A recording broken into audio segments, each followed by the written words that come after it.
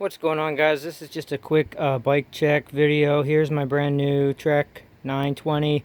It's a 2020 model. I got it a couple weeks ago and I've done a few things to it. Before I get started, this was the bike I was riding before. It's a FUJI Absolute 1.3. It didn't have the flat bars, so one of the first things I did when I bought this bike was I took the cockpit and I basically swapped them. So this is my e-bike. There's some other videos online about it. The back fender is kind of falling off, but these are the Bontrager bars and the Sram S700 levers and hydraulic discs that came with the Trek, but I really didn't like them. I preferred these flat bars with a nice gentle sweep to them, ergonomic handle grips, and Shimano brakes. So I prefer, and then the trigger shifters. Prefer this setup on this bike. So I got this bike basically so I could do touring on the road, but I also like to do a little bit of gravel riding and a little bit of off-road stuff, fire roads and things like that. I've mountain biked in the past, but I don't really care for the super technical descents. I really like the flowy, downhill trails, cross-country kind of stuff. So I figured this bike's would be pretty good for that, and I like Trek as a company. So a few of the things about the bike and then I'll talk about what I've changed. So one of the things the reason I got the Trek over the FUJI is because I wanted to run big tires, and these things come stock with 2-inch tires, and there's clearance for at least 2.2. I think you might even be able to get up to 2.3. There might have been something online about 2.5-inch tires, but I've got a full finger's width in there, and those are 2-inch tires, so you could probably fit close to a 2.5-inch tire on that, which would be more than big enough. I also liked it because it has 15 mil through axles on the front and a 12 mil through axle on the rear, which is super cool because on the FUJI, when I would load it up, it felt really unstable. And the first day I bought this bike, I put a bag of dog food on the rear rack. Here it comes with the rear rack and the front rack, and it felt solid, super solid. Like, it felt more stable with weight on it than it did without the weight. So I've really enjoyed this bike so far, but I really just didn't care for those handlebars. With the way these bars are, I mean, they're good bars, they're fine. The stem is kind of long on the Bontrager, so really just it's really of a far reach. The reach is really far, and when you're going off-roading, especially, like, I did a few downhill trails with this thing, and those going off-roading with drop bars is not my thing. I grew up BMXing, I've mountain biked, and I've always kind of favored flat bars. And going off-roading in the hoods, up here, is really an unstable position, if you ask me, and the braking is not as powerful. Plus, the Sram brakes, they say they're more modular. I find them to be pretty spongy. These are stock, and you can tell they're almost touching the bars. And, I've only ridden this bike a couple times with these, and you can see how much squishy stuff is in there compared to the Shimanos. Like, I'm pulling, that's as hard as it hits the wall, and that's it. So about this bike, hold on a second. Hey, stop eating that. It's a dog. Stop eating that. What are you eating? Stop eating that.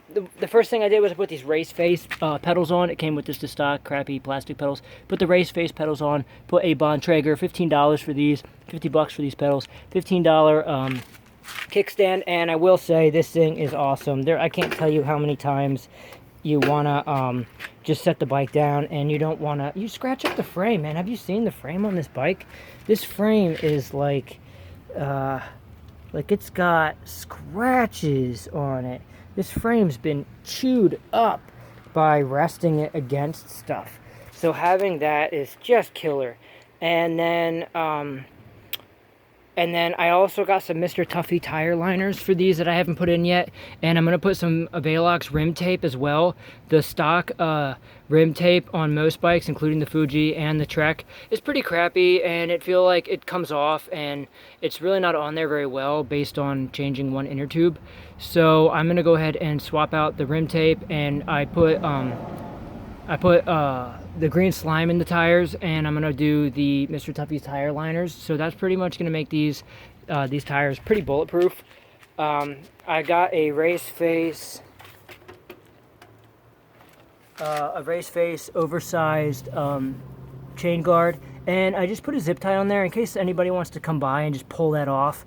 It just makes a little bit of added security. They can't just go ahead and pull this off, so I put that on there. I just love those through axles. I mean, through axles are awesome. I really have nothing, I can't recommend them enough in terms of the stability and the strength and the how stiff it makes the ride and the frame, the responsiveness of the bike, as well as just being able to take the tire off, put it back on, I mean, it's so easy. Just put the axle back in, and the wheel is exactly where it needs to be for the hydraulic discs. Because the thing with the hydraulic discs is the tolerances are so tight on there that you really need that, and it just makes it so much easier. And then of course I got a little bag, a little Blackburn carry-all bag on there as well.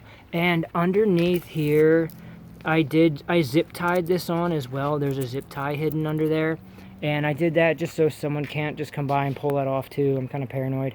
I put a 180 mil disc on the front. That was someone's complaint is, oh, the brakes just aren't good enough if you're going downhill and for a bike that's built like this. So I went ahead and put a Shimano SLX. It's SMRT 66M. It is 100. What does it say? 180 on there. Doesn't even say. 180 disc, and I put the Shimano SLX 4-piston brakes, front and rear. I have the Shimano SLX dual pistons that I had on that bike, but hey, don't eat that. So I put the for $215 I got front and rear Shimano SLX 4-piston calipers and brake levers and everything, all pre-bled. I love the reach on here. I just highly recommend Shimano brakes over SRAM. I mean, look how tight that is. It's like there's no sponginess at all. It's just responsive, and I find the modulation to be pretty good on them. I don't find them to have sort of an on-off switch, as some people complain. So that's it for the bike. I do have a Blackburn carry-all or a Blackburn Outpost frame bag that's coming, and then I'm going to remove the rear rack, and then that'll complete the transformation of this bike. So there you have it. Hope you guys like it. Again, the reach is actually pretty good with this. I find it to be aggressive, but not overly aggressive and not too upright. It's really nice, and these grips are pretty comfy, and you've got multiple hand positions on here. So I'm happy about that. So that's my Trek 920. If you guys have any questions, let me know. Peace.